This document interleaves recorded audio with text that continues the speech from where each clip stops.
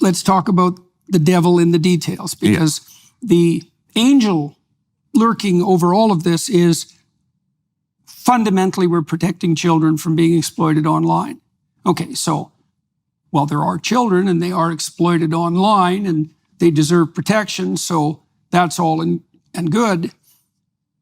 What steps are taken in the bill to actually protect children who are being exploited online? Right. And then how do we segue from that to hate? Like, because those aren't the same universe. As I say, there are 3 bits in the bill, and they're in the same bill, but they're distinct. So there's the human rights aspect, there's the criminal code aspect, and then this third aspect, which is primarily one that's aimed at the protecting kids, is an administrative regime that gives an agency the power essentially to supervise the online platforms.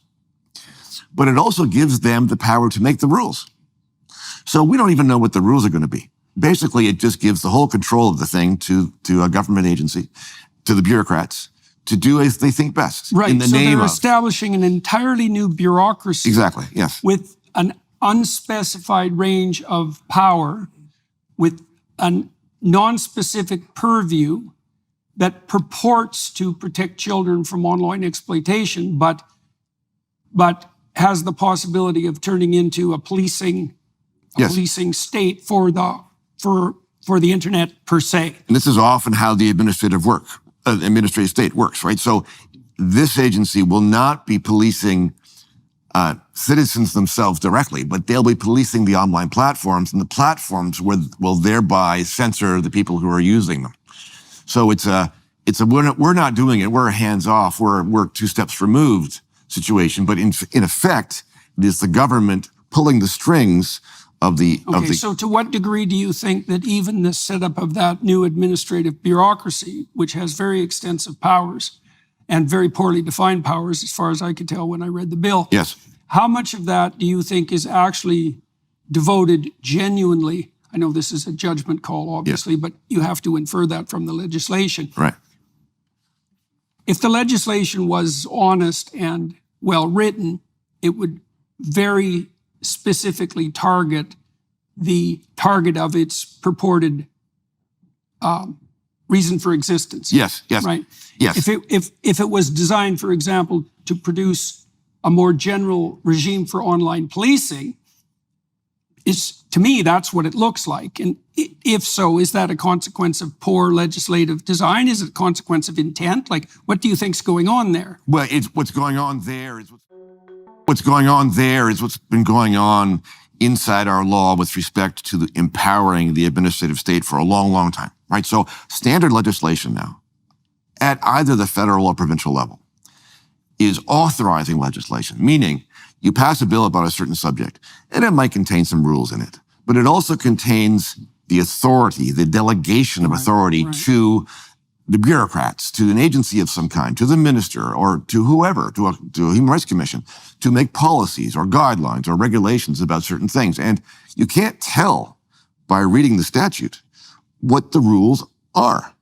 Right. And so you've transferred legislative authority essentially from the legislature to the bureaucracy. And this is not the bureaucracy stealing it. This is the legislature giving it. Because they don't want the responsibility of doing it, and they don't want to have to go through the minutiae of figuring out what the right rules are. So they just shove it off into the back rooms, and this is the way the administrative state works. Now, it's if I can say, it's a kind of collusion between the legislature and the courts. So the courts, we have these 3 branches of government. Yes, we have the legislature, we have the courts, and we have the administrative state. And, the division between them is cleanest in the American version of things. But in Canada and the UK, we have them as well. And the legislature and the courts are together supposed to be supervising what the executive branch, the administrative state, is doing. Because the general rule is supposed to be the administration, which used to be the king, after all, can't do anything that's not authorized by the legislature. Okay? So these 3 things are checks and balances on each other. Yeah. But now they're all on the same page. And the courts and the legislature are convinced about the need for this expansive overwhelming administrative state. And so instead of supervising the administrative branch and the courts, instead of making sure that they stick within their powers, the legislature's delegating to it and the courts are deferring to it. And so what we end up with... And the legislators don't have to take responsibility. Exactly. In either way. Because we can't find who's responsible anymore. Yeah. Right? It's all sort of a mystery. It's a moving ball. And this is the way administrative agencies and government departments and ministries can be, quote, agile. They want to be agile. They want to be able to respond to societal problems quickly, right? Yeah. Well, if you're able to respond quickly, that means you have the legislative power in your hands. Yeah. And that nobody else knows exactly what's going on until it happens. And sometimes not until after the fact, even, right? So that principle of the rule of law that said the rule applies to everybody, both the ruled and the ruler. If you have an agile government making rules up as they go along, well, that means by definition, the rules can't apply to them because they have the power to change them whenever they want to. And so we have agile governments who are managing us, managing society, solving social problems. We are in a managerial era in the law. Management, I would put it this way.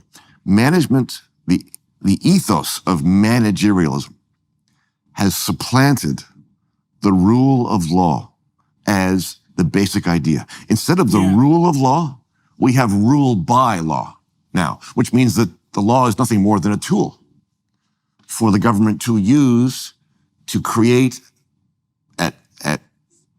on a whim, whenever they need it to make you do this. And there was no better example of all of this than during COVID. You had people standing behind microphones on a Tuesday afternoon saying, well, the rule tomorrow is going to be this. That's agile government. It means the legislature is not taking on its role of making the rules. And the executive branch has taken over making the rules, applying the rules, and enforcing the rules, all on its own. And that is not the way the Western legal system